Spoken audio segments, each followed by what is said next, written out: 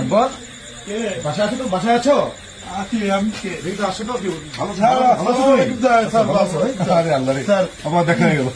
তোমার কাছে আসলো ভাই, ভালো আছো না? হ্যাঁ স্যার ভালো আছি। তোমার আব্বু আছে? হ্যাঁ আব্বু আছে আম্মু আছে। আম্মু আছে না? তো আব্বুকে ডাকো তো, একটু বাইরে আসো, একটু কথা বলি, একটু বাইরে আসো। মামা কথা বলি, বাইরে আছে তো।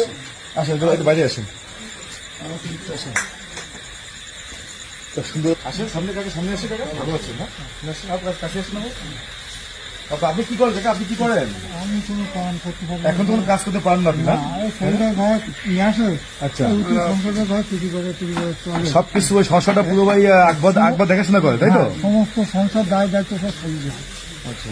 আমার আম্মু স্যার।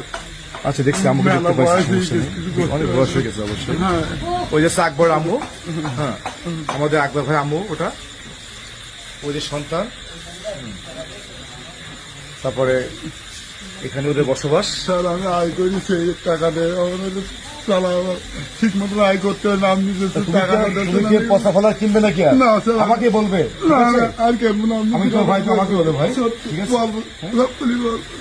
কাকা, ওই যে আমরা আজকে, হ্যাঁ আমি বুঝলাম যে আমি আজও মাঝে তাই অনেক কষ্ট করে ঠিকানা বের করে আমি আসছি, আমার মাঝা ভাই আমরা আসছি সামান্য কিছু বাজার দেওয়ার জন্য।